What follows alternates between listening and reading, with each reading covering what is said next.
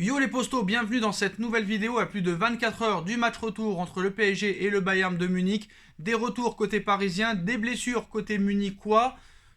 Malgré les blessures côté munichois, on est très confiant, surtout un joueur qui annonce la qualification du Bayern à 100%. On va voir un petit peu tout ça. Le dossier Neymar qui est relancé par l'équipe, les infos mercato, on va voir tout ça ensemble. On commence avec PSG Bayern. Marquinhos et Marco Verratti sont dans le groupe mais ne seront pas titulaires.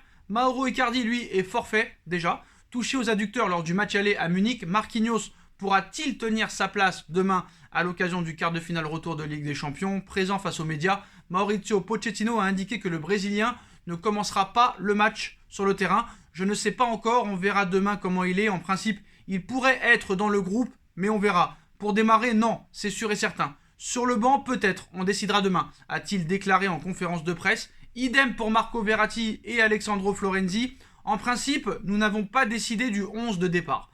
Pour Marco, ce sera difficile de démarrer. Pour Alessandro, on doit encore analyser certaines choses. Enfin, l'Argentin a confié que Mauro Icardi ne sera pas dans le groupe. Maintenant, Mauro Icardi, ça devient un problème au Paris Saint-Germain. Toujours blessé, jamais disponible. Heureusement que Moïse Kean fait l'affaire en ce moment et qui est très efficace devant le but. Marquinhos, c'est vraiment un très gros absent.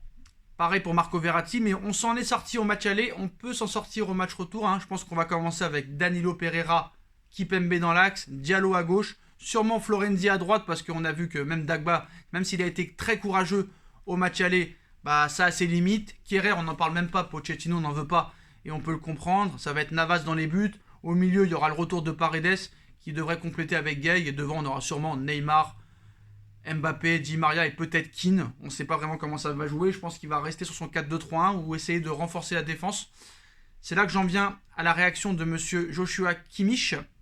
Après sa défaite à domicile lors du quart de finale face au PSG, le Bayern doit réaliser le coup parfait au Parc des Princes pour voir le dernier carré de la coupe aux grandes oreilles. Et même si le club bavarois est décimé par les blessures, Joshua Kimmich, lui, n'est pas du genre à douter. Bien au contraire, le polyvalent joueur allemand est même convaincu de la qualification du Bayern à 100%.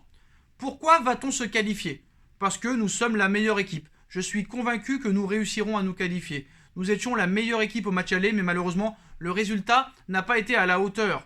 Mais je suis toujours convaincu que nous pouvons renverser la vapeur au match retour. Ils ont été dangereux 3 fois au match aller. Le PSG n'a pas eu d'autre occasion que ces buts, dont je me souvienne.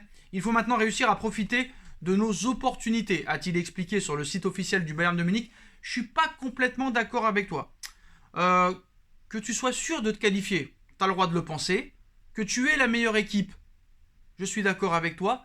Mais de dire qu'on a eu 3 occasions, 3 buts, c'est pas vrai. Je te rappelle de l'occasion ratée et du face-à-face raté de Neymar face à Neuer, de l'occasion ratée de Kylian Mbappé. On a eu d'autres occasions dans le match. Donc voilà, il dit un petit peu ce qu'il arrange, mais bon, on ne peut pas non plus le blâmer. Il est tout à fait possible que le Bayern mette 2 ou 3 buts.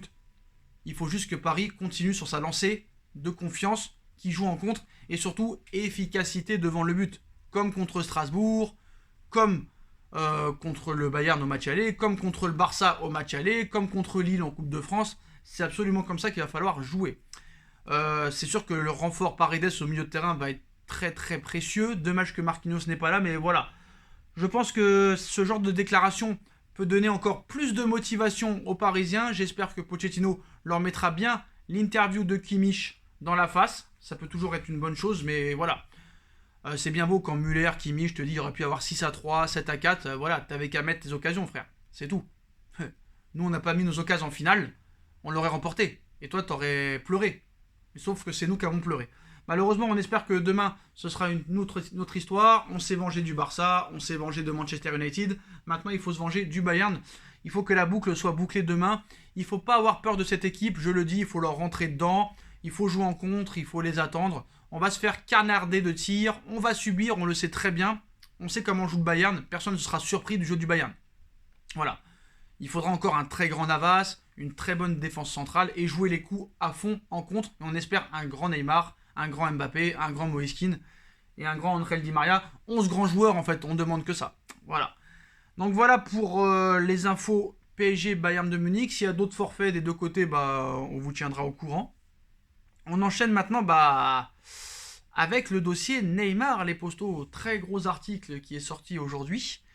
Apparemment, Messi met la pression à Neymar pour qu'il revienne au Barça, jour et nuit, depuis plusieurs mois.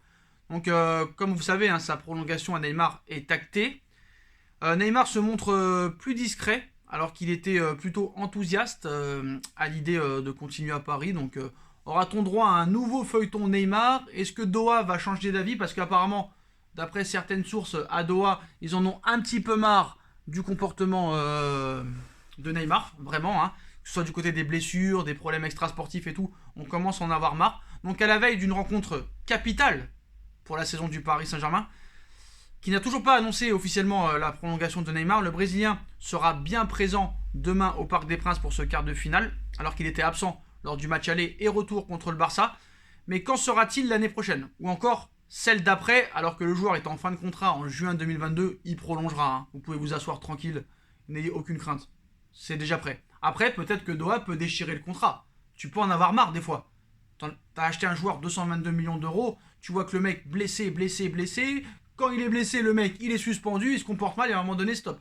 Mais après, voilà, aucun club pourra donner le salaire de ce que PSG lui donne à Neymar, personne ne pourra le donner. Donc évidemment, l'optimisme est de mise au PSG, qui lui a offert, selon l'équipe, un contrat quasiment équivalent financièrement parlant à celui qu'il a signé en 2017. Mais pour autant, d'après l'équipe, il resterait tout un tas de clauses à signer. Et l'élément FC Barcelone est aussi à prendre en compte selon le quotidien. Déjà, pendant la campagne pour l'élection du nouveau président, tous les candidats avaient évoqué un retour de Neymar. Vu les finances à l'heure actuelle des Blaugrana, cela semble très compliqué de le rapatrier, même si un montage avec plusieurs joueurs pourrait être tenté par les dirigeants espagnols. Paris n'en veut pas et n'en aura jamais voulu. Mais c'est un autre élément qui est rapporté par le journal français ce matin. Il y est expliqué que le rôle de Lionel Messi est très important. L'Argentin, qui sera en fin de contrat cet été, n'est plus si sûr de partir depuis l'élection de Joan Laporta. La Pulga mettrait une pression quasi quotidienne à Neymar pour que les deux hommes évoluent à nouveau sous le même maillot. Mais financièrement, même avec un départ de Kylian Mbappé, cela paraît très compliqué pour le PSG qui a aussi des pertes faramineuses, hein. Le Brésilien, lui, voue une véritable admiration, vous le savez, pour Léo Messi, hein, qui était son ex-coéquipier au Barça, et n'avait pas hésité à clamer il y a quelques mois après le match contre Manchester United qu'il voulait rejouer avec la Pulga, et ce, dès la saison prochaine. Est-ce que cela sera suffisant pour faire capoter une prolongation déjà en très bonne voie? Avec Neymar, tout est possible, mais bon, qui vous dit aussi que Neymar n'harcèle pas Messi pour le faire venir au Paris Saint-Germain? Parce qu'un coup, la presse espagnole, le lundi, Messi il reste, le mardi il part, le mercredi il reste, le jeudi il part. En tout cas, Messi apparemment est très content de l'élection de Joan Laporta, mais Messi, depuis que Laporta est là, n'a toujours pas signé de prolongation. On est quand même à moins de 3 mois de sa fin de contrat. On est à 80 jours de la fin de contrat de Messi au PSG. Donc le lundi, c'est Neymar qui harcèle Messi pour qu'il vienne jouer au PSG. Et maintenant, c'est Messi qui harcèle Neymar tous les jours et jour et nuit pour qu'il le rejoigne au Barça. Neymar ne quittera pas le Paris Saint-Germain. Le Barça ne mettra jamais 37 millions par an sur Neymar, un joueur qui est tout le temps blessé, un joueur qui est tout le temps suspendu. Alors peut-être que ses meilleures années à Neymar étaient au Barça, peut-être qu'il a fait une erreur de signer au PSG, peut-être que le PSG a fait une erreur de tout mettre sur Neymar au lieu d'un Cristiano Ronaldo à l'époque, mais voilà. Neymar quand même reste une marque à l'heure actuelle, même s'il a un mauvais comportement, une mauvaise hygiène de vie, qui est toujours blessé, il a quand même prouvé contre le Bayern que quand il voulait, ça restait quand même un très grand joueur. Voilà, je suis désolé de le dire. D'ailleurs, hein, André Curie confirme mes propos en disant qu'un retour au Barça est impossible. Aucun élément clé de la stratégie de recrutement du FC Barcelone au Brésil. L'intermédiaire d'André Curie a été remercié en 2020. Ancien proche du clan Neymar et à l'origine de sa venue à Barcelone, il a livré son sentiment sur la situation actuelle du joueur, qu'il ferait revenir sans hésiter en Catalogne, hein, mais ça ne sera pas possible. Voilà. Donc il dit j'ai aidé à faire venir Ronaldinho au Barça, le footballeur qui aura changé l'histoire du club, et Neymar, qui en raison des circonstances a fini par être la plus grosse vente de l'histoire du club, rappelle-t-il dans un entretien accordé au Journal Sport.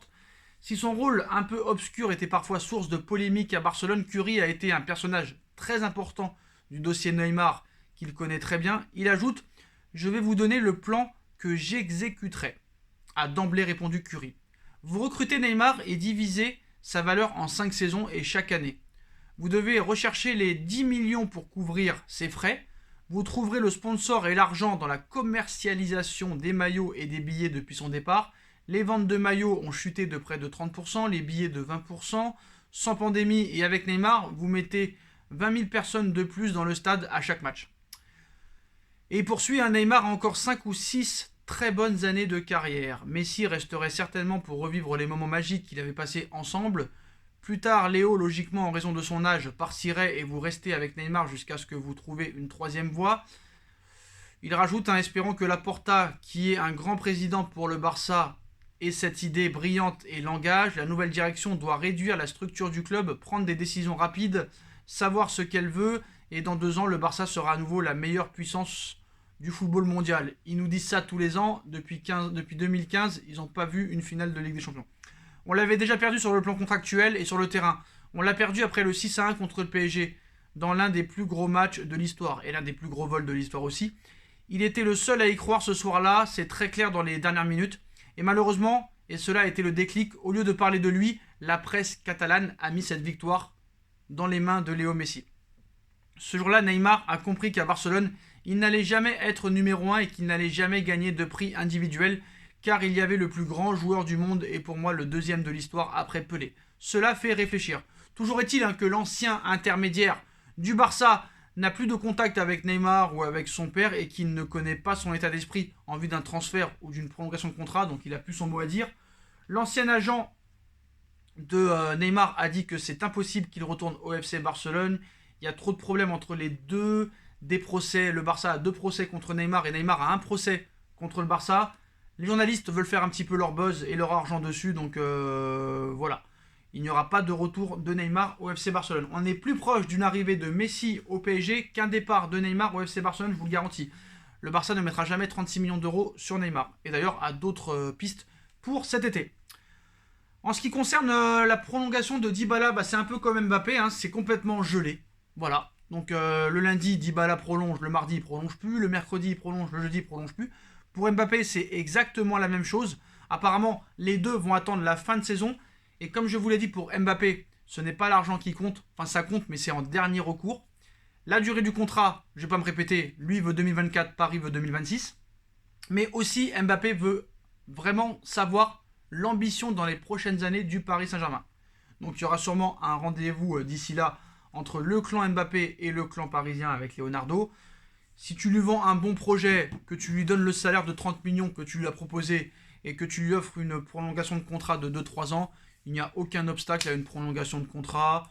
Je ne pense pas que le Real Madrid cet été soit enclin à mettre 150 millions d'euros. Le seul danger réel, c'est qu'il reste jusqu'en 2022, qu'il parte libre de tout contrat, qu'il touche cette grosse prime à la signature. Paris sera obligé de s'incliner.